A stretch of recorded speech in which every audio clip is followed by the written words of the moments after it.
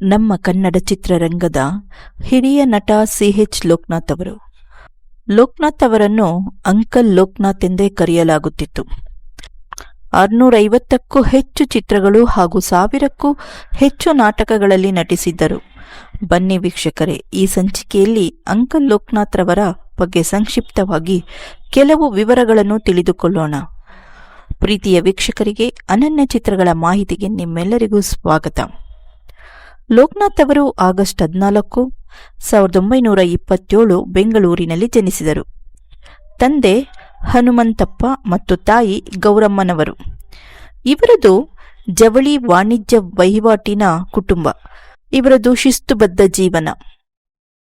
ಹೆಣ್ಣು ಮಕ್ಕಳಾಗಲಿ ಅಥವಾ ಗಂಡು ಮಕ್ಕಳಾಗಲಿ ಸಂಜೆ ಒಳಗೆ ಮನೆ ಸೇರಬೇಕೆಂಬುವಂಥ ಕಟ್ಟುಪಾಡಿನ ವಾತಾವರಣದಿಂದ ಬಂದಂಥವರು. ಸುಮಾರು 40 ಜನರಿದ್ದ ಸಂಪ್ರದಾಯಸ್ಥ ಕುಟುಂಬ ಇವರದು. ಲೋಕನಾಥ್ ಅವರು ಒಬ್ಬ ಇಂಜಿನಿಯರ್ ವಿದ್ಯಾರ್ಥಿ. ಸಂಗೀತವನ್ನು ಆಗಾಗ್ಗೆ ಗುನುಗುತ್ತಿದ್ದರು. ತಬಲಾ ಕಲಿಯಬೇಕೆಂಬ ಆಸಕ್ತಿ ಇತ್ತು, ಆದರೆ ಮನೆಯ ವಾತಾವರಣ ಸರಿಹೊಂದಲಿಲ್ಲ. ಜಿ.ವಿ. ಅಯ್ಯರ್ ಸಂಪರ್ಕಕ್ಕೆ ಬಂದ ಕೂಡಲೇ ಕೈಲಾಸಂ ಅವರಿಂದಾಗಿ ನಾಟಕ ರಂಗಕ್ಕೆ ಪ್ರವೇಶ ಮಾಡುವಂತಾಯಿತು.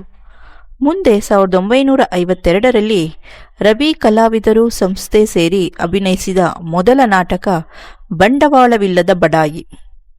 ಬೇಡ ಅಂದ್ರೂ ಮತ್ತೆ ಬಣ್ಣ ಹಚ್ಚಿ ನಟಿಸಿದ್ದು ಅಳಿಯ ದೇವರು ನಾಟಕ. ಹೀಗೆಯೇ ಸಂಪ್ರದಾಯಸ್ಥ ಕುಟುಂಬದ ವಿರೋಧದ ನಡುವೆ ರಂಗಭೂಮಿ ಪ್ರವೇಶ ಮಾಡಿದ ಲೋಕನಾಥ್ ರವರು ರಕ್ತಾಕ್ಷಿ ವಿಗಡ, ವಿಕ್ರಮರಾಯ, ಬಹುದ್ದೂರ್ ಗಂಡು, ಬಿಡುಗಡೆ, ಚಂದ್ರಹಾಸ, ಮನವೆಂಬ ಮರ್ಕಟ ಎಂಬ ನಾಟಕದಲ್ಲಿ ಪ್ರಮುಖ ಪಾತ್ರ ವಹಿಸಿದರು. ಇದರಲ್ಲಿ ಅವರಿಗೆ ಅಪಾರ ಖ್ಯಾತಿ ತಂದುಕೊಟ್ಟಂತಹ ನಾಟಕಗಳು. ಇದಲ್ಲದೆ ತನುವು ನಿನ್ನದೆ, ಮನವು ನಿನ್ನದೆ, ನಾನೇನು ಹೇಳಬೇಕು, ಹಂಚು ಬೆಳದಿಂಗಳು ಮುಂತಾದ ನಾಟಕಗಳನ್ನು ನಿರ್ದೇಶಿಸಿದರು. ಬಿ.ವಿ. ಕಾರಂತ್ ನಿರ್ದೇಶನದ ಗೋಸ್ಟ್, ನಾಗೇಶ್ ಅವರ ನಿರ್ದೇಶನದ ಸಮುದಾಯದ ಪ್ರಸನ್ನರ ತಾಯಿ ಮತ್ತು ಗೆಲಿಲಿಯೋ ಮುಂತಾದ ನಾಟಕಗಳಲ್ಲಿ ಅವರಿಗೆ ಇನ್ನಷ್ಟು ಖ್ಯಾತಿಯು ತಂದುಕೊಟ್ಟಿತು.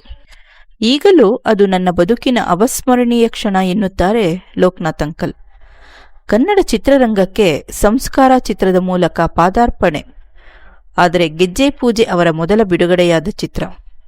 ಮುಂದೆ ಬಂಗಾರದ ಮನುಷ್ಯ, ದೂರದ ಬೆಟ್ಟ, ಭೂತಯ್ಯನ ಮಗ ಅಯ್ಯು, ಶರಪಂಜರ, ನಾಗರ ಹಾವು, ಹೇಮಾವತಿ, ಬಂಗಾರದ ಪಂಜರ, ಹೃದಯ ಸಂಗಮ, ಕೃಷ್ಣ ರುಕ್ಮಿಣಿ ಸತ್ಯಭಾಮ, ಭಾಗ್ಯಜ್ಯೋತಿ, ಕೂಡಿ ಬಾಳೋಣ, ಮಿಂಚಿನ ಹೋಟ, ಹೊಸ ನೀರು, ಮನೆ ಮನೆ ಕತೆ, ಒಲವಿನ ಆಸರೆ, ಹೀಗೆಯೇ ಅವರು 650 ಚಿತ್ರಗಳಲ್ಲಿ ನಟಿಸಿದ್ದಾರೆ. ನಾಗರ ಹಾವು ಪ್ರಿನ್ಸಿಪಲ್ ಆಗಿ, ಭೂತಯ್ಯನ ಮಗ ಅಯ್ಯು ಚಪ್ಪಲಿ ಒಲೆಯುವ ಮಾಚಕನಾಗಿ, ಅದರಲ್ಲೂ ಉಪ್ಪಿನಕಾಯಿ ಜಾಡಿ ಖಾಲಿ ಮಾಡುವ ಅವರ ಅಭಿನಯ ಕನ್ನಡ ಚಲನಚಿತ್ರ ಇರುವವರೆಗೂ ಅಜರಾಮರ. ಮಿಂಚಿನ ಓಟ, ಕಾಕನ ಕೋಟೆ, ಕಾಡು ಬೆಳದಿಂಗಳು, ಹೀಗೆಯೇ ಒಳ್ಳೊಳ್ಳೆ ಕಲಾತ್ಮಕ ಚಿತ್ರಗಳಲ್ಲಿ ನಿರ್ವಹಣೆ, ಒಲವಿನ ಆಸರೆ, ಮನೆ ಮನೆ ಕತೆ ಅಂತಹ ಅಸಂಖ್ಯಾತ ಚಿತ್ರಗಳಿಗೆ ಇಂದಿಗೂ ಬಗೆ ಬಗೆಯ ಪ್ರಶಂಸೆ ಜನರಿಂದಲೂ ಹಾಗೂ ಪತ್ರಿಕೆಯಿಂದಲೂ ಬರುತ್ತಿದೆ. ಲೋಕನಾಥ್ ಅವರಿಗೆ ಬಂದಂತಹ ಪ್ರಶಸ್ತಿಗಳು: ಮಿಂಚಿನ ಓಟ ಚಿತ್ರಕ್ಕೆ ಪೋಷಕ ಪಾತ್ರಕ್ಕೆ ಪ್ರಶಸ್ತಿ ಬಂದದ್ದು ಬಿಟ್ಟರೆ ಹೇಳಿಕೊಳ್ಳುವ ಪ್ರಶಸ್ತಿಗಳು ಸಿಗಲಿಲ್ಲ. ಆದರೆ ಜನರ ಪ್ರೀತಿಗೆ ತುಂಬಾ ಪಾತ್ರರಾದರು. ಅವರು ಹೇಳುತ್ತಾರೆ, ಪ್ರಶಸ್ತಿಗೂ ನನಗೂ ಸಂಬಂಧ ಇಲ್ಲ, ಆದರೆ ಒಬ್ಬ ಕಲಾವಿದನಿಗೆ ತನ್ನ ಪಾತ್ರ ಜನ ಮೆಚ್ಚಿ ಸಂತೋಷಗೊಂಡು ಹೊಗಳುತ್ತಾರಲ್ಲ, ಅದೇ ನಿಜವಾದ ಪ್ರಶಸ್ತಿ ಎಂದು ಹೇಳುತ್ತಿದ್ದರು. ಮಂಡ್ಯದಲ್ಲಿ ಒಂದು ಸಮಾರಂಭದಲ್ಲಿ ಒಬ್ಬ ಮಹಿಳೆ ಉಪ್ಪಿನಕಾಯಿ ಜಾಡಿಯನ್ನು ತನ್ನ ಮುಂದೆ ಇಟ್ಟು, ಎಷ್ಟು ಬೇಕಾದರೂ ತಿನ್ನಿ, ಆದರೆ ಕದಿಯಬೇಡಿ ಎಂದಳು. ಬೀದರ್ನಲ್ಲಿ ಒಬ್ಬಳು ಮಹಿಳೆ ಪ್ರೀತಿಯಿಂದ ರೊಟ್ಟಿ ತಿನ್ನಿಸಿದಳು.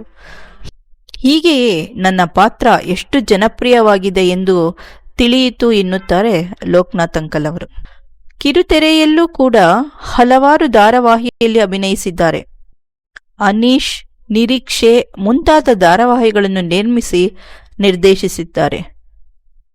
ಶಾಂಡಿಲ್ಯ ಕ್ರಿಯೇಷನ್ಸ್ ಎಂಬ ಹೆಸರಿನಲ್ಲಿ ಸ್ಟುಡಿಯೋ ತೆರೆದಿದ್ದಾರೆ. ಹೀಗೆಯೇ ಚಿತ್ರರಂಗದಲ್ಲಿ ಎಲ್ಲಾ ಕ್ಷೇತ್ರದಲ್ಲೂ ತಮ್ಮನ್ನು ಸಕ್ರಿಯವಾಗಿ ತೊಡಗಿಸಿಕೊಂಡು ತಮ್ಮ ಮನೋಜ್ಞ ಅಭಿನಯದ ಮೂಲಕ ತಮ್ಮದೇ ಆದ ಛಾಯೆಯನ್ನು ಮೂಡಿಸಿ ಎಲ್ಲರ ಮನಸ್ಸಲ್ಲೂ ಶಾಶ್ವತ ಸ್ಥಾನ ಪಡೆದಿದ್ದಾರೆ. ನಿಜಕ್ಕೂ ಅವರ ಕೊಡುಗೆ ಅಪಾರ. ಇಂತಹ ಒಳ್ಳೆ ಕಲಾವಿದ ಲೋಕನಾಥ್ ಅಂಕಲ್ ಅವರು 91ನೇ ವಯಸ್ಸಿನಲ್ಲಿ ಪೂರ್ಣ ಜೀವನ ನಡೆಸಿ ಡಿಸೆಂಬರ್ 31, 2018ರಲ್ಲಿ ಇಹಲೋಕ ತ್ಯಜಿಸಿದರು. ಎಲ್ಲರಿಗೂ ಪ್ರೀತಿ ಪಾತ್ರರಾದ ಲೋಕನಾಥ್ ಅಂಕಲ್ ಅವರನ್ನು ಕನ್ನಡ ಚಿತ್ರರಂಗವಾಗಲಿ ಅಥವಾ ಕಲಾರಸಿಕರು, ಚಿತ್ರಪ್ರೇಮಿಗಳು ಎಂದೂ ಮರೆಯಲಾರರು. ಇಂತಹ ಕಲಾವಿದರನ್ನು ಪಡೆದ ನಾವು ನಿಜಕ್ಕೂ ಧನ್ಯರು. ಪ್ರಿಯ ವೀಕ್ಷಕರೇ, ಈ ಮಾಹಿತಿ ನಿಮಗೆ ಇಷ್ಟವಾಗಿದೆ ಎಂದು ಭಾವಿಸುತ್ತಾ ಈ ಸಂಚಿಕೆಯನ್ನು ಮುಗಿಸುತ್ತಿದ್ದೇವೆ. ನಮಸ್ಕಾರ. ಮುಂದಿನ ಸಂಚಿಕೆಯಲ್ಲಿ ಮತ್ತೊಬ್ಬ ಸಾಧಕರ ಹಾಗೂ ಚಿತ್ರದ ಮಾಹಿತಿಯೊಂದಿಗೆ ಮತ್ತೆ ಸಿಗೋಣ. ಈ ಸಂಚಿಕೆ ನಿಮಗೆ ಇಷ್ಟವಾದಲ್ಲಿ